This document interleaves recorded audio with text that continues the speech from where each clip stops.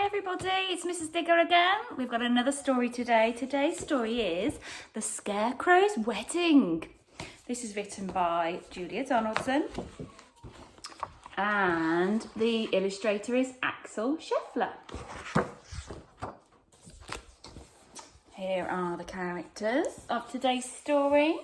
They are Betty O'Barley and Harry O'Hay. They were scarecrows and they scared lots of crows every day. Harry loved Betty and Betty loved Harry. So Harry said, "Betty, my beauty, let's marry. Let's have a wedding, the best wedding yet. A wedding that no one will ever forget." Betty agreed, so they hugged and they kissed. And Betty said, "Harry dear, let's make a list." "Just as you say," answered Harry O'Hay. So they wrote down the things they would need on the day. Can you see? A dress of white feathers, a necklace of shells, lots of pink flowers, 2 rings and some bells. Then Harry gave Betty O'Barley his arm and the scarecrows set off on a hunt round the farm. They hadn't gone far when they spotted some geese. "Oh, geese, I'll give you, if you'll give us a feather apiece, you can come to our wedding, the best wedding yet. A wedding that no one will ever forget. We will hunt the geese and they each give a feather." A spider friend offered to sew them together. "Hooray!" cried the scarecrows. They hugged and they kissed and they hurried back home and crossed dress off the list.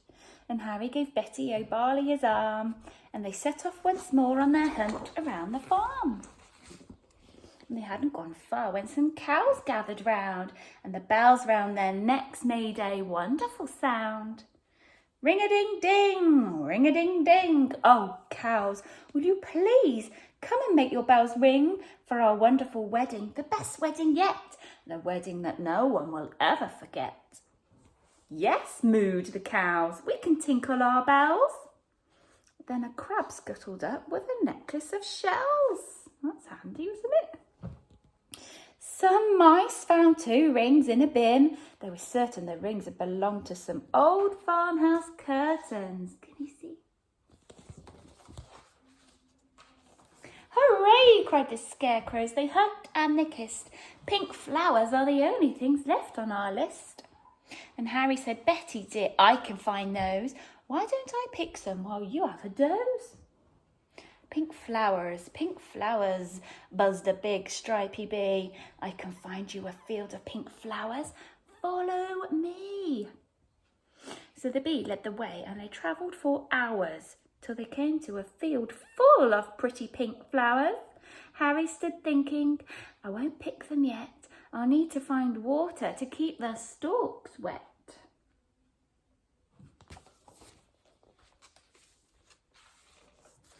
"Just follow me," croaked a lumpy old toad. "There's a lovely wet pond at the top of this road." They climbed up the road. It was terribly steep. Can you see the sign? It says "to the pool." Sorry, everything's back to front for you. "I'm tired," said the stone, so they stopped for a sleep. Early next morning they came to the pool. "This water," said Harry, "it's beautifully cool, but now I need something to carry it in. A jug or a vase or a cup or a tin." "I think I can help," said a small squirrely snail. "I can show you the way to a very fine pail." Here's the snail. "Let's go find the pail." Do you know what a pail is? It's a bucket. So the snail and the scarecrow set off on their way, but the snail was so slow. It took more than a day. Oh dear. Betty was worried. "What's happened to Harry? Where is the scarecrow I'm planning to marry?" The farmer came by with a frown on his face and he made a new scarecrow to take Harry's place. Uh-oh. "G'day," said the scarecrow. "I'm Reginald Rake." He took Betty's hand and he gave it a shake. "Together," he told her, "we'll make a fine pair. You're really quite pretty apart from your hair." And he jumped in the tractor and told her, "Hop in." I'm a really fast driver. Let's go for a spin. But Betty said, no, I must wait here for Harry. He is the scarecrow I'm going to marry. We're planning our wedding, the best wedding yet, the wedding that no one will ever forget. Reginald laughed. You'll be waiting forever. Forget about Harry, I bet he's not clever. I must be the cleverest scarecrow alive. I can sing lots of songs, I can dance, I can drive. I'm dashing, I'm daring, I'm as cool as can be. Can even blow smoke rings. Just watch me and see. And he took out a big fat cigar from a packet the farmer had foolishly left in his jacket. But smoking is bad for you, Betty exclaimed. Really, you ought to be feeling ashamed. Don't be a fusspot, said Reginald Rake. My smoke rings are staggering, make no mistake. He struck up a light and he tried hard to smoke, but straight away started to splutter and choke. What happened next was completely unplanned. The lighted cigar tumbled out of his hand. It fell to the ground and it started a fire. Betty screamed, help! As the flames flickered higher.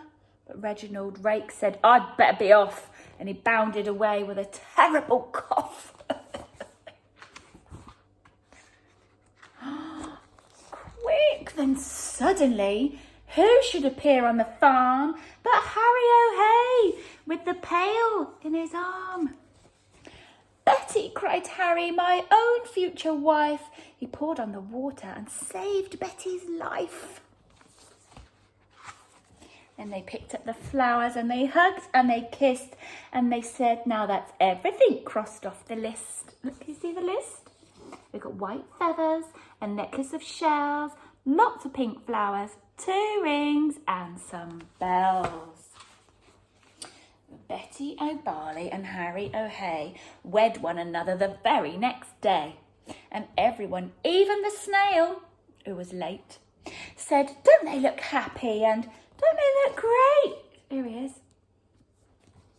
This they agreed as they sprinkled confetti on Harry O'Hay and his beautiful Betty. It's the best wedding ever, the best wedding yet, the wedding that no one will ever forget. Oh, there we are. Let's hope they lived happily ever after. Brilliant. Thanks for listening again, boys and girls. Take care. See you soon.